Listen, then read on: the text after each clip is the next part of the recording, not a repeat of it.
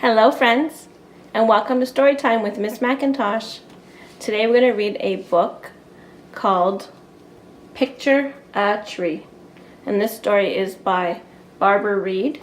And Barbara Reid actually writes another story called The Party, which is my very favorite book. So when I seen that she wrote a new book, I said I had to get it and share it with you. So what I like about Barbara Reid's pictures are all her pictures are made out of clay, which is kind of like Play-Doh, but it gets hard. So she didn't use a crayon or pencils or markers. She used clay, which is like Play-Doh, to make all her different pictures. Okay. There is more than one way to picture a tree. So there's the tree and there's the shadow of a tree. So they do look pretty different. You may see a drawing on the sky. It does look a little bit like a drawing, like if you were to use a brown crayon or pencil, because it just looks like a bunch of lines.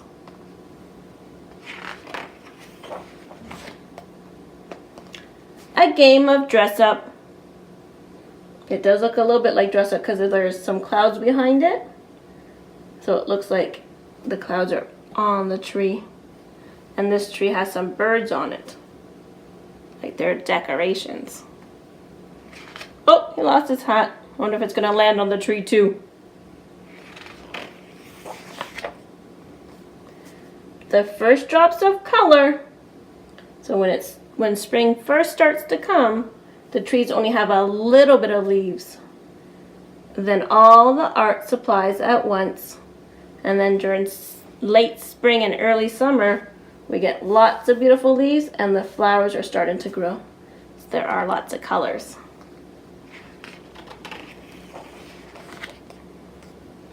A tunnel or an ocean. So all the trees are growing up, up, up, and then all the leaves are connecting. So it looks like they're all stuck together, and then the cars are driving under them. So it does look a bit like a tunnel. And then if you're in an apartment building or you're way up high, and you look down, and you'll just see lots of trees, it could look a bit like an ocean. So instead of blue, it will be green. A tree can be a high-rise, home sweet home. Let's see what lives in this tree. Oh, there's a beehive with some bees. A bird's nest, so there's a mama robin with some baby birds. And there's some squirrels. And there's a woodpecker. Oh, and there's a squirrel with lots of acorns. And if you look over here, there's a raccoon. Raccoons sleep during the day, and at nighttime, that's when they wake up. A pirate ship, a bear cave, a clubhouse, a friend. He's all by himself, so the tree is a little bit like his friend. Makes him feel happy and safe. Some trees are sun umbrellas on the hot walk home. Because if you go outside and it's very sunny, if you go under a tree in the shade, it will be a little bit cooler. So there's lots of different things that trees can be.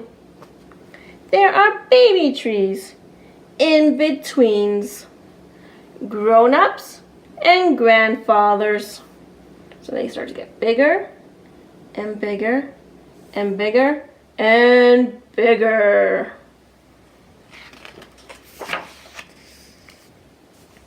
You may see the end of one thing or the start of something new.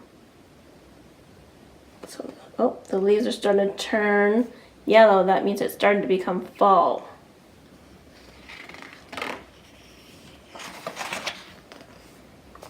A wild goodbye party, because all the leaves are falling down. So there won't be any leaves anymore for the winter. But there's lots of fun things you can do in the leaves. And there's lots of beautiful colors. There's yellow and orange and red.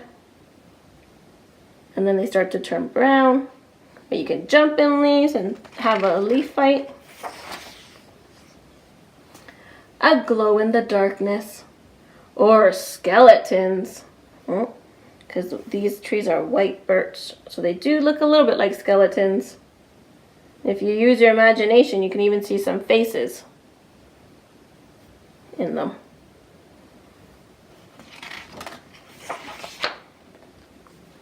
Some trees put on snowsuits. Because when it snows, it lands on the trees, and sometimes it stays on the trees.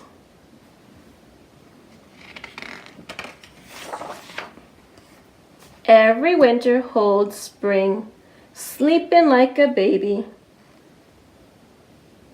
Because when the spring comes, that's when the leaves come back. Picture a tree. What do you see?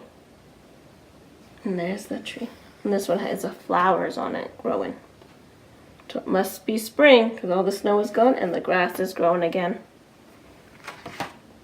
So maybe if you have time during playtime or if you're at home, you can get a paper and some crayons or some markers and you can draw what a tree looks like to you.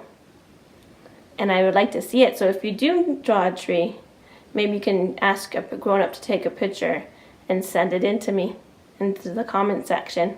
That would be really nice to see. Alright then, thank you for joining me in Storytime with Miss MacIntosh, and we'll see you next time. Bye-bye.